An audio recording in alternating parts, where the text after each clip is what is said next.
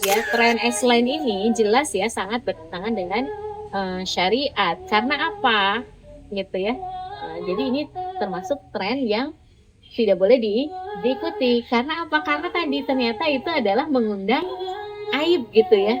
Seperti itu, mengumbar aib dan dampaknya gitu ya. Jangka pendek, jangka panjang. Jangka pendeknya kan dia akhirnya itu ya apa menghinakan dirinya gitu ya dengan mengumbar aib itu, dan jangka panjangnya itu akan membuat zina akan menjadi sebuah hal yang lumrah atau dinormalisasi di tengah-tengah masyarakat. Dan ketika itu dinormalisasi, tanpa dinormalisasi aja masyarakat sudah rusak, ketika dinormalisasi akan lebih rusak lagi seperti apa kan gitu ya. Sampai dikatakan itu setiap umat itu akan diampuni dosanya kecuali tadi orang yang suka mengumbar aibnya sendiri. Nah itu yang S1 itu ya.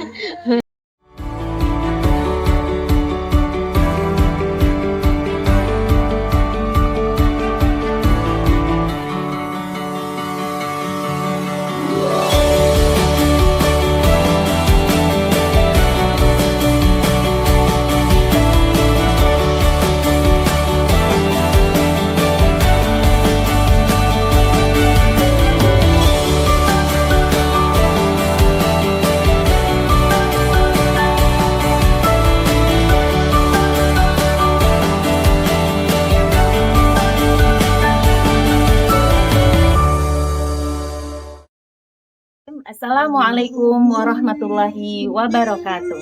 Waalaikumsalam warahmatullahi wabarakatuh. Alhamdulillahirabbil alamin. Assalatu wassalamu ala asrofil anbiya'i wal mursalin wa ala alihi wa sahbihi ajmain. Rabbi israh li sadri wa yassir li amri wahlul 'uqdatam min lisani yafqahu qawli. Rabbana zidna ilman warzuqna fahman bi rahmatika ya arhamar rahimin. Alhamdulillah, puji syukur kehadirat Allah Subhanahu wa taala atas limpahan nikmat kepada kita semua sehingga kita bisa bertemu kembali dalam kajian pekanan komunitas Ibu Hebat secara online. Selawat dan salam semoga selalu tercurah kepada junjungan kita, suri tauladan kita, Nabi besar Muhammad Sallallahu Alaihi Wasallam, beserta keluarga beliau, para sahabat dan umatnya hingga akhir zaman. Dan semoga kita semua termasuk yang mendapatkan syafaat beliau di yaumil akhir kelak. Amin, amin ya robbal alamin. Apa kabar Ibu Hebat hari ini? Ibu Hebat, generasi kuat, Allahu Akbar. Alhamdulillah, senang sekali saya Nisa dari tim kajian pekanan komunitas Ibu Hebat bisa membersamai Ibu Hebat dimanapun berada dalam kajian pekanan komunitas Ibu Hebat secara online kali ini. Di sini kita akan membahas hal-hal yang sedang ramai diperbincangkan dan akan dilihat atau dikupas dalam bingkai kacamata Islam. Kajian pekanan ini tayang di channel YouTube Komunitas Ibu Hebat, jadi jangan lupa untuk like, komen, share, dan subscribe untuk mendapatkan notifikasi kajian-kajian selanjutnya. Baik Ibu Hebat dimanapun berada, kita sapa dulu ya narasumber kita kali ini. Beliau adalah salah satu pengurus di Komunitas Ibu Hebat, divisi influencer. Beliau adalah Ibu Riah Tarwiyah. Assalamualaikum Ibu. Waalaikumsalam warahmatullahi wabarakatuh. Apa kabar Bu Riah? Alhamdulillah luar biasa, Allahu Akbar. Masya Allah. Baik Ibu Hebat dan Bu Riah, tema kita kali ini Bu tentang viral atau tren S-line gitu Bu ya. Jadi aib jadi tren, dosa jadi konten judulnya Bu. Kalau dengar judulnya agak-agak ngeri gimana ya Bu ya. Nah jadi begini Bu, belum lama ini kan ramai Bu di media sosial tentang viral atau tren S-line ini Bu. Sebetulnya S-line itu apa sih Bu gitu ya, bisa sampai viral di kalangan remaja kita gitu. Mangga Bu ya. Baik, makasih Bu Nisa. Bismillahirrahmanirrahim.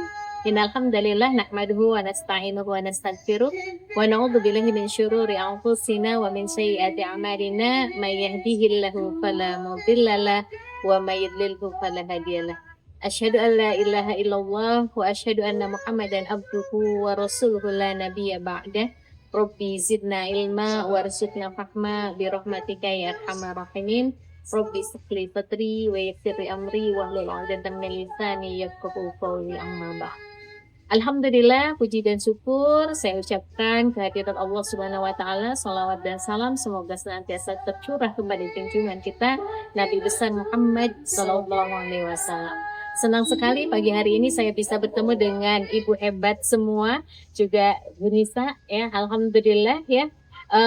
Betul sekali ya, ibu-ibu hebat juga pasti sudah banyak melihat ya, menyaksikan di media sosial karena sekarang nggak mungkin ya, nggak ada yang aktif di media sosial gitu. Mau ibu-ibu, mau anak-anak, mau remaja gitu ya. Pasti sekarang pegang HP dan di HP-nya pasti ada media sosial gitu ya. Memang betul akhir-akhir ini ramai ya terkait dengan X-Line. Awalnya juga saya apa sih sebenarnya X-Line gitu ya.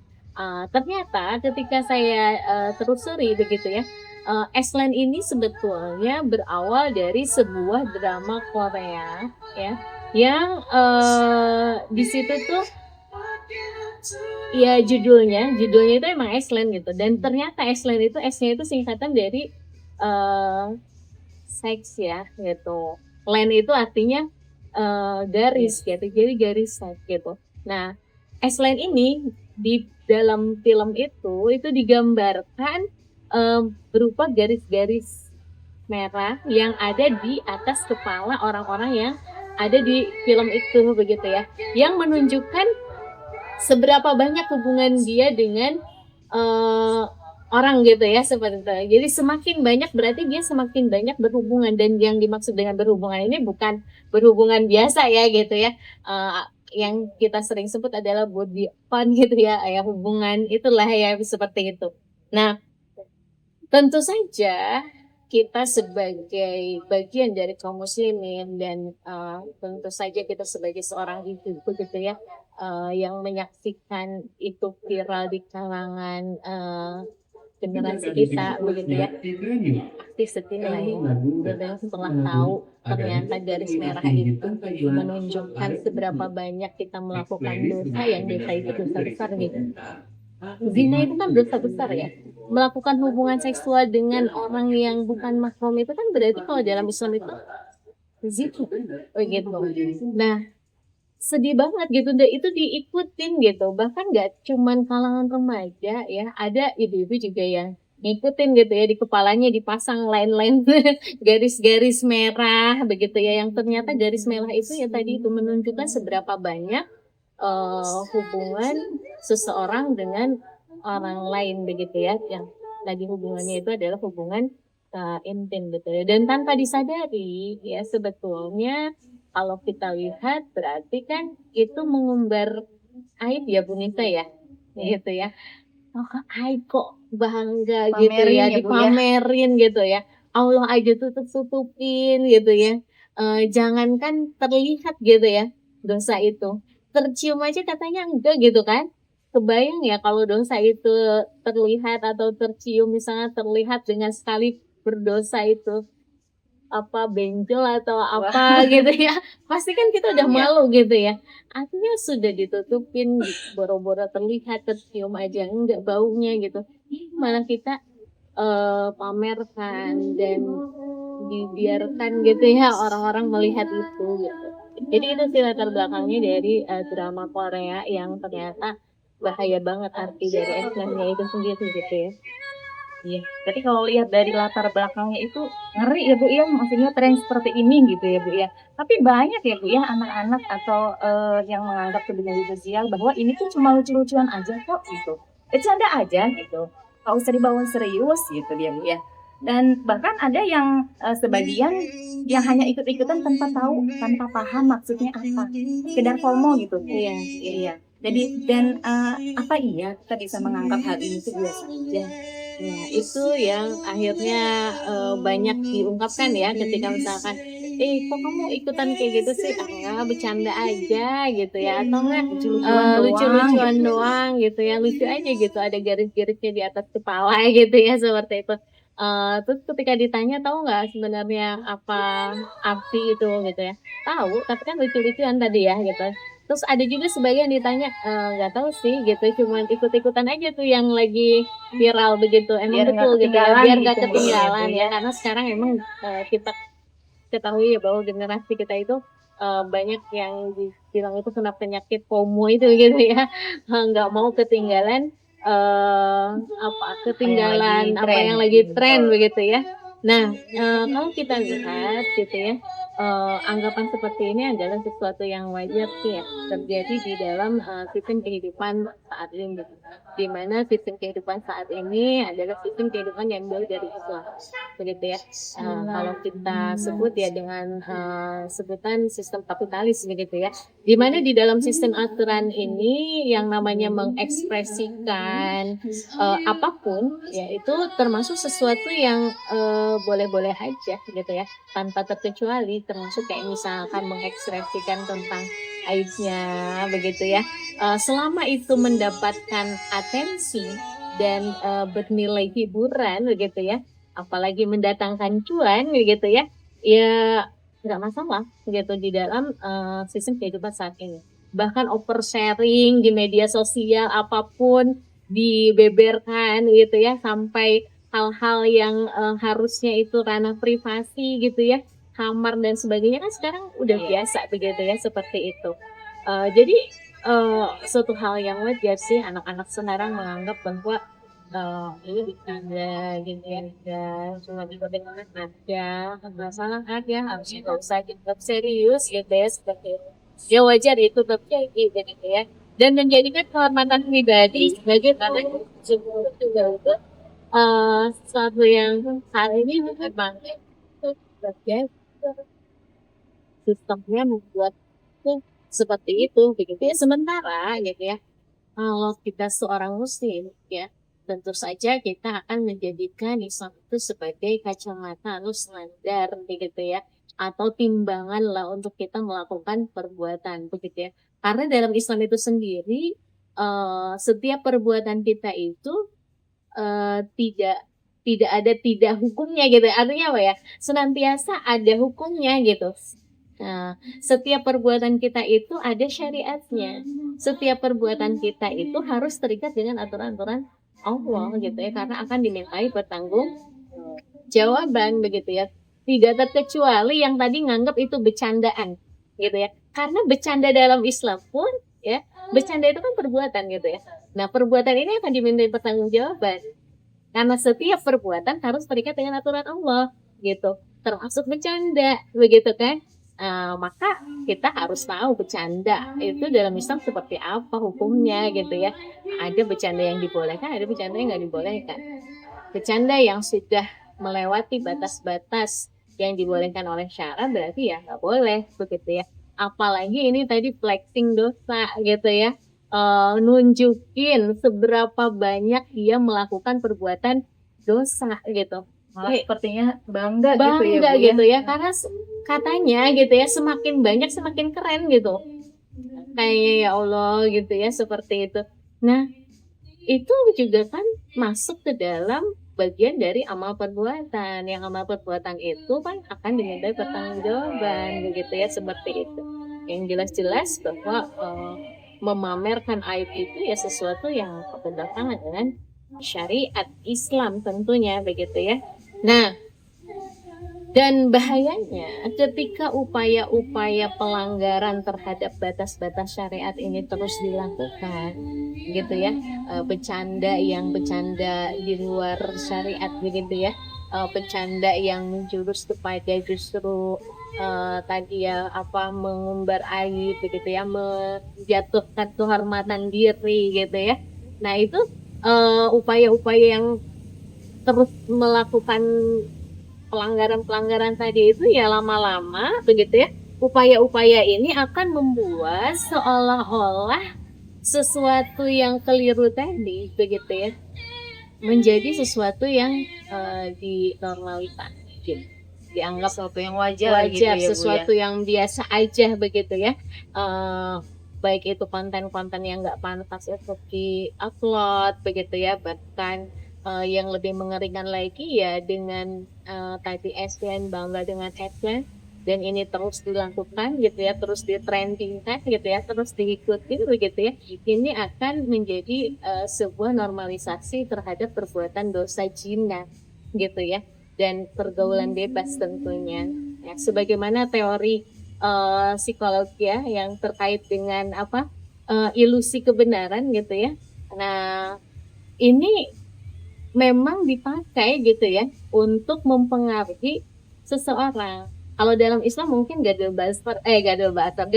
gozul fikr gitu ya, perang pemikiran begitu ya. Nah, perang pemikiran ini memang dipakai gitu dan emang Barat punya teori itu gitu ya, bagaimana supaya kebenaran itu bisa terlihat menjadi suatu ketidakbenaran gitu ya, sesuatu kebohongan, atau kebohongan bisa menjadi suatu kebenaran dengan apa? Dengan terus-menerus diulang, terus-menerus dipertontonkan sehingga orang-orang menganggap yang tadinya sesuatu itu tabu menjadi sesuatu yang wajar. Nah, ini juga begitu. Yang tadinya orang kan tabu gitu ya. Kalau misalkan melakukan kesalahan kan kalau bisa aduh jangan sampai ada yang tahu iya, gitu kan. betul. Kalau sekarang kan sengaja dipamerkan. Akhirnya apa? Oh ternyata mamerin kemaksiatan sesuatu yang keren ya gitu ya.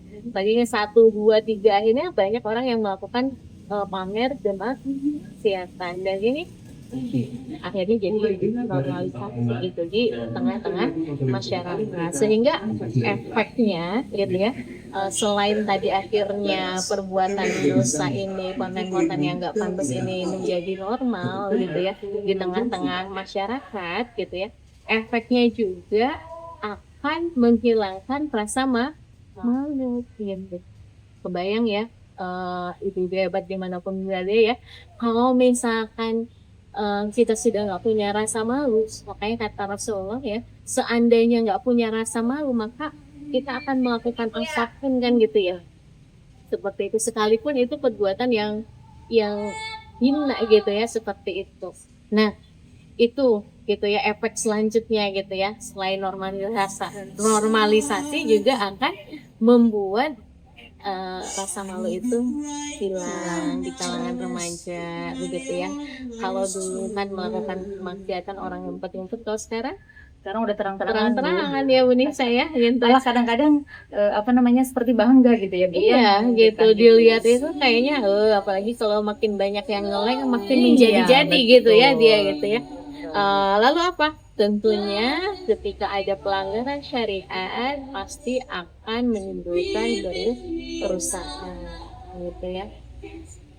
Sebetulnya gitu ya tanpa ada normalisasi zina aja gitu ya normalisasi pamer kemaksiatan itu kondisi generasi kita saat ini sudah mengkhawatirkan gitu saya gitu ya kalau kita lihat begitu ya nih generasi kita saat ini menurut Kemenkes ya berdasarkan data dari Kemenkes RI menyebutkan bahwa jumlah pengidap HIV hingga Maret 2025 berarti kan masih baru ya 2025 Maret begitu ya terjadi pada kalangan usia produktif berarti kalangan remaja sekitar 15 sampai 18 tahun gitu ya itu sebanyak 2.700 individu gitu ya. Bahkan banyak penderita yang tidak menyadari bahwa dirinya itu sebetulnya menderita HIV. Dan data ini tentunya hanya mewakili ya, karena bisa jadi yang tidak terdata ya, Bu ya. gitu kan. Bisa jadi yang tidak terdata itu lebih banyak gitu ya, seperti apa gunung es gitu ya yang terlihat atasnya aja sebenarnya yang terdata bisa jadi lebih banyak gitu ya. Dan lagi gitu ya kerusakan yang ada sebelumnya saja gitu ya bahwa Badan Kependudukan dan Keluarga Berencana Nasional BKKBN begitu ya menyatakan data remaja usia 15 sampai 19 tahun itu yang melakukan hubungan seksual sebelum menikah itu meningkat begitu ya. Untuk perempuan itu 59%, sedangkan laki-laki itu 74%, lebih dari setengahnya Bu gitu. Kebayang ya gitu. Udah rusak itu teh begitu ya, tanpa normalisasi maksiat, tanpa normalisasi zina gitu ya. Apalagi sekarang dengan adanya tren headline itu yang seolah-olah menjadikan kemaksiatan itu sebuah kebanggaan, nggak perlu malu gitu melakukan perbuatan maksiat, sekalipun itu maksiat yang besar zina gitu ya seperti itu. Nah tanpa itu aja kondisinya sudah parah, apalagi dengan itu begitu ya. Dan BKKBN juga mencatat tren pernikahan dini itu menurun, tetapi tren seks bebas meningkat. Mau itu juga ini balik ya gitu ya. Kebayang ya kalau misalkan ini terus kita biarkan begitu ya, generasi kita akan seperti apa, begitu akan semakin rusak. Dan naudzubillah min dzalik nih Bu Nisa dan ibu-ibu hebat semuanya, ketika zina itu sudah merajalela begitu ya, dalam hadisnya Allah mengatakan kalau zina dan riba itu sudah merajalela, berarti kita sudah mempersilahkan Allah untuk mengazab kita gitu ya, seperti itu ya. Naudzubillah ya. Meskipun di situ masih ada orang-orang yang Tidak melakukan itu, gitu ya, tetapi ketika sudah merajalela kan berarti udah banyak gitu ya. Bahkan tadi banyaknya udah lebih dari 50% gitu ya. Jadi hampir semua. Jadi bisa ya yang ini Ibu ya. takutkan gitu ya seperti itu. Jadi memang ketika kita akan melakukan sesuatu itu kita harus paham dulu ya Bu ya, harus tahu dulu gitu. Tidak hanya sekedar ikut-ikutan gitu ya Bu ya, tanpa tahu maksudnya, tanpa tahu faktanya apa sih gitu ya Bu Dan ya. tanpa tahu dampaknya gitu. Betul ya. Baik, tapi kenapa ya Bu ya anak-anak zaman sekarang tuh kayaknya kok gampang banget gitu ya Bu ya untuk ikutan tren-tren semacam ini gitu. Ya, ini juga jadi PR besar ya untuk kita para orang tua begitu ya. Tapi sebenarnya nggak cuma pada remaja sih ya gitu ya, semua kalangan ya Bu gitu ya ya. sekarang ya betul. Gitu ya. Betul. Jadi hampir semua kalangan itu kayaknya seneng banget ikut-ikutan gitu ya, tren gitu ya seperti itu. Nah, terutama untuk kalangan remaja, kenapa menjadi pusat perhatian kita, harus jadi pusat perhatian kita gitu ya remaja itu, karena mereka adalah generasi penerus gitu ya. Mungkin kalau kita ini kalau jatah umurnya 60 tahun gitu ya, Ya, iya paling tinggal berapa tahun lagi ya, Bu? tinggal berapa tahun begitu ya, Beda dengan paling yang remaja. setengahnya kurang gitu ya, seperti itu kan gitu ya. Berbeda dengan mereka yang masih usia produktif, makanya dibilang masih usia produktif gitu ya.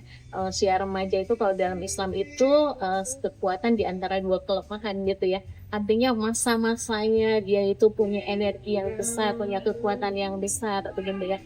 Dan di mereka lah kita meletakkan estafet gitu ya, meletakkan harapan begitu ya untuk bangsa ini, untuk berbagi. Memang remaja itu harus jadi perhatian bagi kita ya. Tren ini jangan sampai tadi membuat remaja itu ikut-ikutan gitu ya. Tetapi faktanya memang kenapa ya kok remaja ini gampang banget gitu ya ikut-ikutan gitu ya. Kalau kita lihat begitu ya, kenapa akar masalahnya sebetulnya ya tidak ada yang lain kecuali adalah sistem yang diterapkan saat itu, yaitu penerapan sistem kapitalis sekuler gitu ya, liberal begitu ya, di mana kebebasan bertingkah laku itu diagung-agungkan begitu, yang merupakan bagian dari hak asasi manusia yang harus dijamin begitu ya. Sehingga dari sistem kapitalis yang sekuler ini juga gitu ya, individu-individu umat itu dijauhkan dari pemahaman-pemahaman Islam yang dianggap mengekang bagi kebebasan bertingkah laku begitu ya. Sehingga menghasilkan ya sistem pendidikan yang emang tidak concern gitu ya, tidak aware gitu terhadap penanaman terhadap penanaman atau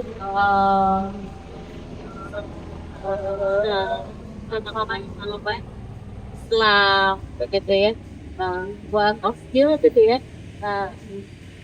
Jelas dampaknya adalah generasi kita itu ya generasi yang memang akhirnya nggak punya timbangan, yang nggak punya saringan untuk menyaring apakah ini sesuatu yang baik untuk diikuti atau tidak begitu ya. Dan saringan itu, filter itu kan akidah dan pemahaman Islam gitu ya. Informasi-informasi yang betul yang bersumber dari Al-Quran dan As-Sunnah gitu. Jadi ketika melihat sesuatu, ya ketika dia tahu itu perbuatan salah, maka dia akan berupaya untuk tidak melakukan, ya kan? Kalau dia punya filter. Kalau misalkan yang ada di pikiran, yang ada di otaknya itu adalah kebebasan, maka ya wajar kalau dia akhirnya ya yang penting kan happy gitu ya, bebas-bebas aja gitu melakukan Salah gitu. apapun, nggak masalah gitu ya. Jadi itu penyebab yang pertama gitu ya, dari sistem kapitalis melahirkan individu-individu yang dia tidak punya filter, nggak punya akidah yang kuat, nggak punya pemahaman Islam yang betul. Lalu yang kedua gitu ya, dari tidak punya akidah yang kuat dan pemahaman Islam yang sekalipun dia seorang muslim, akhirnya dia tidak mempunyai rasa percaya diri terhadap keislamannya gitu. Pede ya Bu ya. Nggak pede gitu ya. Jadi iya sih pernah dengar nggak boleh tapi gitu ya. Gitu ya. Nah, nanti kalau misalkan aku nggak ikutan, ya gitu ya, akhirnya dia ikutan gitu ya, nggak pede dengan identitas keislamannya gitu ya, karena minimnya filter tadi akidah Islam dan pemahaman Islamnya. Lalu yang ketiga juga tidak bisa dipungkiri bahwa pengaruh lingkungan, terutama pertemanan gitu ya, circle gitu ya, itu juga sangat berpengaruh besar gitu. Sudahlah akidahnya minim, pemahaman Islamnya minim begitu ya, akhirnya dia nggak percaya diri, ditambah dia punya circle, yang circle itu juga sama gitu ya, yang akidahnya lemah gitu ya, pemahaman Islamnya nggak ada gitu ya, yang senangnya happy aja gitu ya, yang kalau apa sih, nabrak batasan syariat karena mungkin tidak tahu bahwa itu sesuatu yang nggak boleh, sekalipun tahu kayaknya dianggap sesuatu yang mengekang gitu ya, seperti itu. Nah, itu juga akan sangat berpengaruh. Jadi yang ketiga itu adalah pertemanan begitu ya, circle pertemanan itu juga mempengaruhi begitu ya. Itu lingkungan terkecil gitu ya, belum lagi lingkungan masyarakat yang besar juga gitu ya, yang turut sama-sama gitu ya, lahir dari sistem kapitalis gitu ya, yang mempunyai pemahaman Islam yang lemah, akidah yang lemah, sehingga mereka juga tidak terlalu aware gitu dengan sesuatu yang baru, apakah ini bertentangan dengan Islam atau enggak, yang penting ikut-ikutan aja lah gitu ya, enggak dipikirin dulu gitu ya, seperti itu. Lalu yang kelima, yang keempat ya, yang keempat yang menyebabkan remaja juga jadi gampang sekali terbawa arus gitu ya, terbawa tren yang sedang ada, itu kurangnya pendampingan dari orang tua gitu ya. Sekarang banyak orang tua yang apa ya abai lah terhadap perannya begitu ya.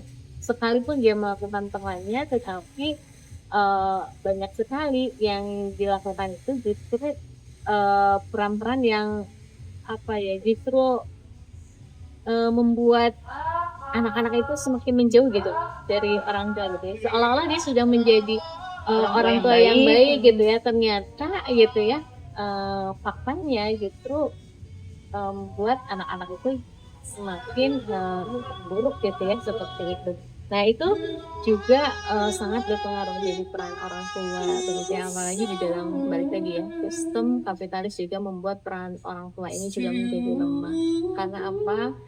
Kehidupan yang sulit, ekonomi yang sulit membuat para orang tua juga akhirnya sibuk gitu ya, sibuk mencari harta gitu ya, sibuk mencari nafkah gitu ya, karena memang tuntutan ekonomi saat ini, kehidupan saat ini ya, membutuhkan pengeluaran yang luar biasa gitu ya. Akhirnya bapaknya kerja nggak cukup, ibunya juga kerja gitu ya.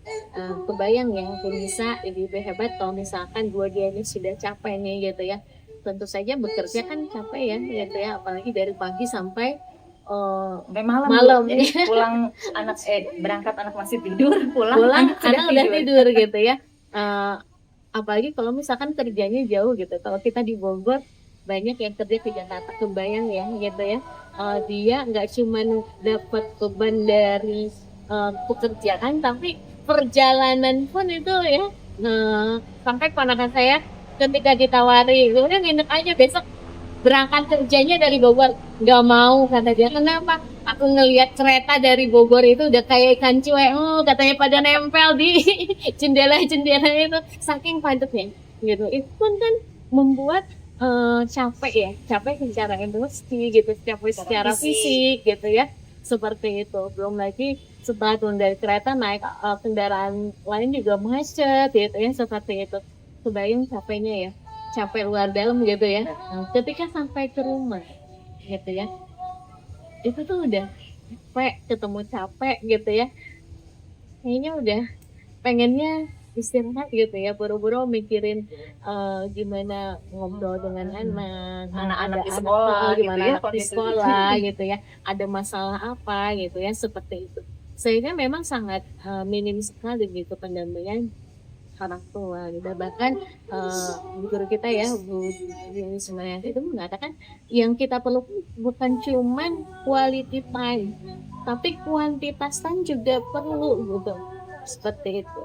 Nah sekarang itu quality time nggak dapet Nggak gitu ya, dapet. kuantitas apalagi gitu ya, sehingga ini yang membuat remaja-remaja anak-anak kita sekarang ini ya akhirnya tidak punya apa ya, tidak punya pendamping gitu ya, tidak punya guide untuk menghadapi setiap fenomena realitas yang ada, permasalahan yang ada gitu ya. Nggak ada teman ngobrol, teman ngobrolnya ini siapa? Temennya gitu ya. Nah, temennya itu tidak bisa kita pastikan bahwa temannya semua itu akan membimbing dia ke arah yang benar gitu ya. Kalau ternyata temennya error ya error Ikutan juga error ya, Bu. kan gitu ya, seperti itu. Eh mungkin benih saya jadi ada empat ya, ada satu lagi peran yang sangat besar gitu ya. Di antara semua itu yaitu perannya untuk apa, melindungi generasi kita dari kerusakan. Sebenarnya itu adalah peran yang paling strategis. Dari semua peran itu adalah peran yang strategis gitu. Bagaimana konten-konten buruk itu bisa masuk ke rumah-rumah gitu ya. Kalau misalkan dari atasnya ditutup gitu kan. Jadi kan kemungkinan nggak bisa masuk gitu ya. Tetapi karena di atasnya dibuka gitu kan. Yang bisa menutup itu sebenarnya siapa sih yang punya kebijakan gitu ya? Negara ya. Ada menteri Menkominfo gitu ya, nah dulu menteri penerangan gitu ya, ya fungsinya kan untuk memfilter gitu ya, makanya dulu ada lembaga sensor kan gitu ya. Nah, artinya untuk harusnya mensensor, memfilter mana konten-konten yang bisa merusak remaja gitu ya, termasuk tren-tren yang ada di media sosial, harusnya itu masuk karena departemen itu begitu ya, untuk memilah, untuk mengkat kalau misalkan itu ternyata konten yang justru membawa ke bahaya untuk generasi. Jadi itu strategi. Jadi memang ada beberapa faktor ya, Bu ya. Dan yang paling berpengaruh, yang paling ini adalah negara ya, Bu ya. Karena memang negara itu yang bisa menerapkan aturan ya, Bu ya. Betul.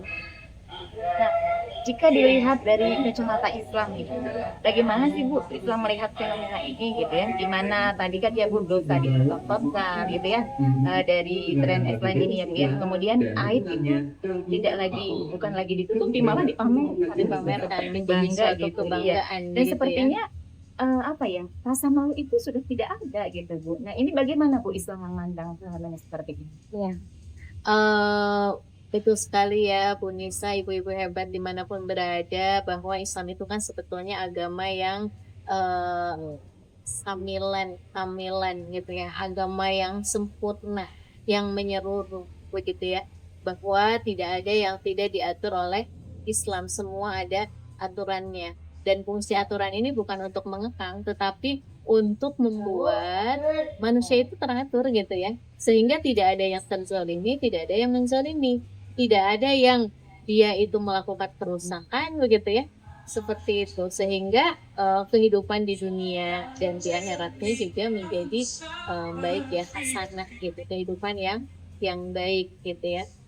Maka gitu ya, setiap perbuatan itu ada aturannya ya, agar tidak menimbulkan kemudorotan seperti itu.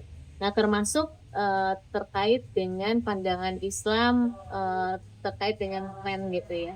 Sebenarnya tren itu trending gitu, itu sesuatu yang di apa sih namanya, di ya di trending kan gitu ya, sesuatu yang masifkan, dipiralkan gitu ya. Sesuatu yang dipiralkan itu sebenarnya dalam Islam bisa dilihat dari dua. Kalau misalkan itu sesuatu yang baik, yang justru menyebarkan kebaikan ya, menguatkan Islam gitu ya, menguatkan syiar Islam begitu ya.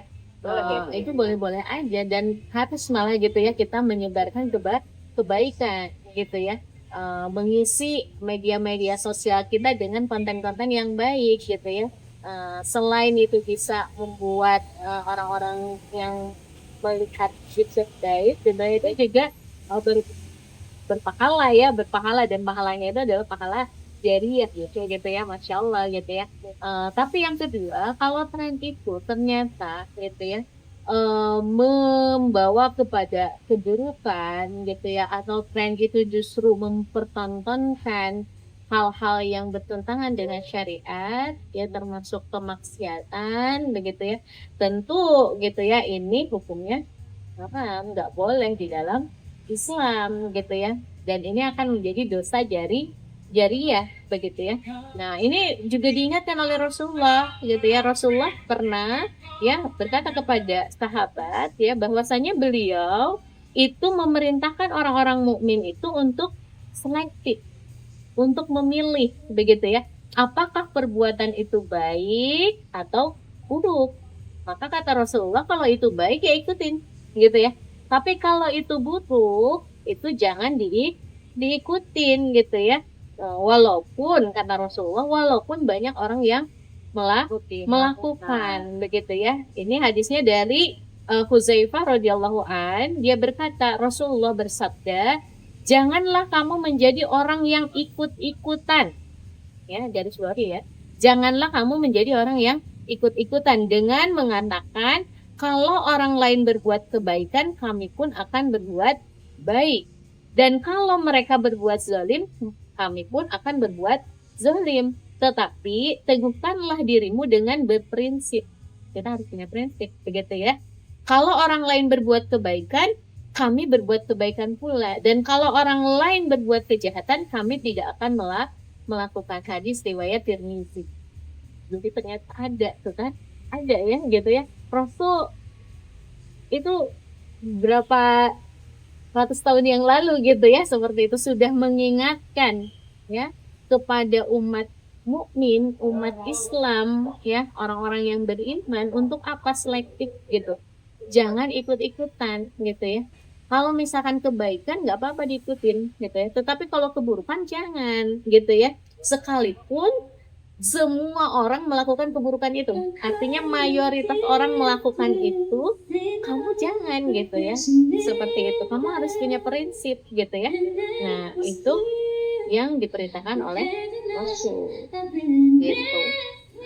Kalau kamu tahu bahwa itu baik, itu buruk gitu ya, jangan diikutin yang buruk gitu ya, seperti itu, sekalipun orang-orang mengikuti yang keburukan itu. Jadi tetap kita harus paham dulu ya Bu ya, ini baik gitu, atau ini buruk baik atau buruk gitu, dan terlihat jelas gitu bahwa itu baik dan buruk, dan kita tahu bahwa itu baik dan buruk. Nah, gimana sekarang kondisinya kalau kita nggak tahu, kayak misalkan orang-orang yang tadi FOMO, saya nggak tahu sih itu baik atau buruk, tapi ikutan aja gitu ya, seperti itu. Nah, itu juga Rasulullah Shallallahu Alaihi Wasallam juga mengingatkan kita ya, bahwa apa, dan janganlah kamu mengikuti ya, apa yang ini bukan hadis ya, tapi ini ayat ya. Ini ayat, dan janganlah kamu mengikuti apa yang kamu tidak mengetahui ya, pengetahuan, atau kamu tidak mempunyai pengetahuan tentangnya. Karena sesungguhnya pendengaran, penglihatan, dan hati semua itu akan dimintai pertanggung jawaban, begitu ya. Di sini diperingatkan oleh Allah Subhanahu wa taala bahwa dan janganlah kamu mengikuti apa yang kamu tidak mengetahui atau kamu tidak punya pengetahuan tentang itu. Kalau kamu kan ya nggak tahu gitu ya apakah itu baik atau buruk, pokoknya ikutan aja gitu ya. Jangan gitu ya, seperti itu. Karena apa? Karena tadi penglihatan, pendengaran ya, bahkan hati kita pun itu akan dimintai pertanggungjawaban begitu ya. Nah, kalau kita lihat ya, tren S-line ini jelas ya sangat bertentangan dengan syariat. Karena apa? Gitu ya. Jadi ini termasuk tren yang tidak boleh diikuti. Karena apa? Karena tadi ternyata itu adalah mengundang aib gitu ya. Seperti itu, mengumbar aib. Dan dalam buku Abdul Mufrad, Adabul Mufrad ya, karya Imam Al-Bukhari, itu disebutkan sebuah nasihat dari Ali bin Abi Thalib ya terkait dengan mengumbar aib begitu ya. Dikatakan janganlah menjadi orang yang tergesa-gesa suka membuka aib dan menyebar fitnah, karena akibatnya akan menimbulkan malapetaka yang menyusahkan, menyengsarakan, serta menyebabkan masalah buruk yang berkepanjangan. Tadi kan kita sudah bahas ya, bahwa ternyata tren ini dampaknya gitu ya, jangka pendek, jangka panjang. Jangka pendeknya kan dia akhirnya itu ya menghinakan dirinya gitu ya dengan mengumbar aib itu, dan jangka panjangnya itu akan membuat zina akan menjadi sebuah hal yang lumrah atau dinormalisasi di tengah-tengah masyarakat. Dan ketika itu dinormalisasi, tanpa dinormalisasi aja masyarakat sudah rusak, ketika dinormalisasi akan lebih rusak lagi seperti apa kan gitu ya, seperti itu. Itu diperingatkan oleh Ali bin Abi Thalib begitu ya. Bahkan Aisyah radhiyallahu an juga berkata, wahai wanita-wanita mukminah. Jadi Aisyah ini kan seorang sosok perempuan yang sangat cerdas begitu ya, seperti itu. Dia senantiasa memberikan nasihat kepada para wanita ya, bahwa wanita-wanita mukminah, jika kalian berbuat salah janganlah sekali-kali menceritakannya kepada orang lain. Mintalah ampunan kepada Allah dan bertobatlah. Manusia seringkali menginginkan membuka aibnya. Jadi emang Sudah ininya ya Bu. sudah tabiinya gitu. Iya. Seneng banget yang namanya manusia itu pengen ngomongin aibnya dan merasa bangga dengan aibnya begitu ya, dan tidak menutupinya, sedangkan Allah bermaksud menutupinya dan tidak membukanya. Lalu Rasulullah SAW juga menegaskan lagi, jadi banyak banget nih dalilnya tentang membuka aib itu begitu ya, sesuatu hal yang nggak boleh gitu ya. Setiap umatku dimaafkan, artinya dosanya diampunkan begitu ya, kecuali orang-orang yang menampakkan dosanya tersebut begitu ya. Termasuk orang-orang yang menampakkan dosa adalah seorang hamba yang melakukan perbuatan maksiat di malam hari, sementara Allah telah menutupi, kemudian di waktu pagi ia berkata kepada temannya, wahai fulan, tadi malam aku telah melakukan ini dan itu, padahal dia tidak ditutupi aibnya oleh Allah. Ini malah diceritain sendiri ya. Diceritain sendiri gitu ya. Sampai dikatakan itu setiap umatku itu akan diampuni dosanya, kecuali tadi orang yang suka mengumbar aibnya sendiri. Nah, itu yang excellent itu ya. Maka ini adalah tren yang berarti bertentangan dengan syariat, maka hukumnya nggak boleh begitu ya, seperti ini. Nah, ini maka tanggung jawab kita ya, keluarga, negara, untuk membentuk generasi yang kuat harusnya ya, mempunyai filter yang kuat begitu ya, pemahaman yang benar, itu menjadi PR.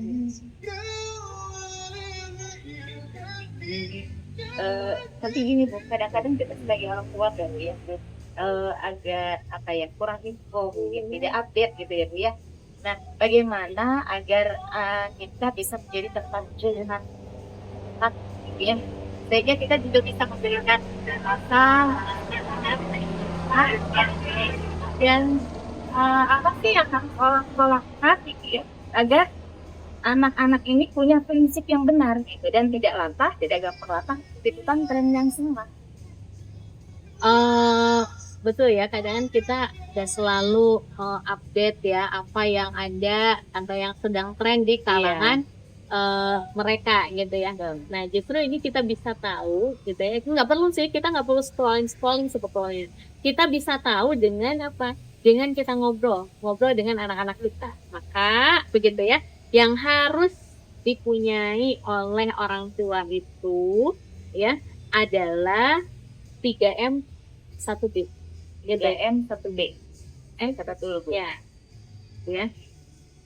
Yang pertama adalah membangun bonding ya yang kuat dengan anak-anak kita supaya kita bisa ngobrol enak sama anak-anak gitu ya.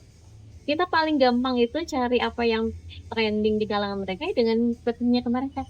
Hari ini apa sih yang lagi trending gitu ya? Sekarang apa sih yang lagi banyak diobrolin di kalangan remaja gitu. Dan kita akan ngobrol enak dengan anak-anak itu ketika emang kita terbiasa ngobrol, bondingnya kuat dan mereka mau bercerita gitu ya tentang apa yang terjadi di antara mereka begitu ya. Itu ketika bonding kita dengan anak kita kuat. Maka tugas yang pertama adalah membangun bonding kita dengan anak-anak kita supaya kita bisa berkomunikasi, supaya kita bisa menggali gitu ya apa yang terjadi di antara remaja itu begitu ya, seperti itu. Nah, bagaimana cara membangun bonding ya? Di KIH sering banget dibahas ya di kajian-kajian KIH, bahkan ada kelas khususnya yaitu dengan cara komunikasi cinta ya, yang itu didahului dengan guyur cinta dan komunikasi, lalu dilanjutkan dengan komunikasi yang baik efektif begitu ya. Jadi pantengin ya atau cari ya di pembahasan ini di YouTube-nya KIK gitu ya, seperti itu. Nah, lalu yang kedua adalah menanamkan pemahaman Islam yang benar. Itu menjadi tugas orang tua. Begitu ya, seperti itu. Nah, ini yang harus dilakukan ya.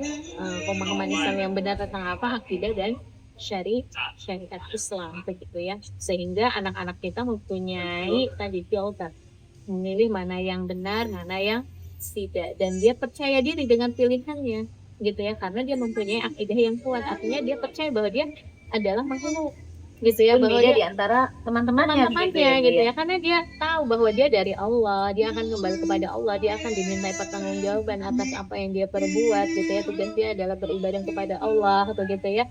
Dari akidah yang kuat itu, lalu Allah melarang itu, ya saya akan nurutin Allah begitu ya, karena saya nggak sanggup nanti harus bertanggung jawab di hadapan Allah kan, seperti itu. Nah itu yang harus ditanamkan kepada anak-anak kita. Lalu apa lagi? Yaitu M yang ketiga adalah melatih anak-anak kita untuk berpikir kritis gitu ya, karena berpikir kritis ini memang perlu dilatih, nggak bisa tumbuh dengan sendirinya gitu ya. Berpikir kritis itu bagaimana ya, mereka harus senantiasa di apa, antara realitas, antara kenyataan atau kejadian-kejadian yang ada itu kita bantu mereka untuk mengkaitkan dengan pemahaman mereka atau informasi yang ada di dalam benak pikiran mereka gitu ya. Kayak misalkan dari ngobrol gitu ya, apa sih yang trending di kalangan remaja? Oh ternyata sekarang lagi trendingnya S-Line gitu ya. Terus menurut kamu S-Line itu apa gitu? Sebagaimana pandangannya gitu ya. Nah itu kan melatih mereka untuk berpikir kritis begitu ya, sampai mereka tahu sendiri apakah ini sebenarnya boleh atau tidak untuk diikuti begitu ya. Jadi seperti itu yang harus dilakukan. Lalu yang ke B-nya, ya 1B-nya begitu ya, berisik ya. Kita harus berisik jadi orang tua untuk menolak sesuatu yang itu bisa merusak generasi. Jangan diam aja, jangan abai begitu ya. Harus menyuarakan juga yang betulnya atau solusi Islamnya harus bagaimana. Jadi itu yang harus dilakukan. Bagaimana Ibu hebat, luar biasa ya. Jadi tadi untuk yang orang tua bagaimana sih apa yang harus dilakukan orang tua gitu ya, agar anak-anak ini mempunyai prinsip yang benar dan tidak gampang latah ikut-ikutan tren yang salah, itu dengan 3M 1D ya. Dan yang pertama adalah membangun bonding yang kuat dengan anak-anak, dan yang kedua menanamkan pemahaman Islam yang benar, akidah dan syariah ya tentunya, dan yang ketiga melatih anak-anak berpikir kritis, dan B-nya adalah berisik ya Bu ya, berisik menolak sesuatu yang bisa merusak generasi dan menyuarakan Islam sebagai solusi. Masya Allah. Bagaimana Ibu Hebat? Banyak ya ilmu yang bisa kita ambil, ilmu yang bisa kita petik dalam kajian hari ini. Tapi karena waktu juga ya yang memisahkan kita, saya ucapkan terima kasih kepada Bu Ria, jazakillah khair atas ilmunya yang luar biasa. Mudah-mudahan ini bisa menjadi ilmu yang berkah dan bermanfaat ya Bu ya untuk kita semua. Amin amin ya rabbal alamin. Baik Ibu Hebat, saya pamit undur diri, saya dan Bu Ria pamit undur diri. Mohon maaf apabila ada kesalahan dan kekurangan. Jangan lupa untuk like dan share kajian-kajian komunitas Ibu Hebat sebanyak-banyaknya. Mudah-mudahan ini bisa menjadi amal jariah untuk kita semua. Baik, kita tutup kajian pada hari ini dengan membaca hamdalah, istighfar 3 kali dan doa penutup majelis. Alhamdulillahirrahmanirrahim. Astagfirullahaladzim, astagfirullahaladzim, astagfirullahaladzim. Subhanallah, Allahumma wa bihamdika asyhadu an la ilaha illa anta astaghfiruka wa atubu ilaik. Sampai jumpa di lain kesempatan. Wassalamualaikum warahmatullahi wabarakatuh. Waalaikumsalam warahmatullahi wabarakatuh.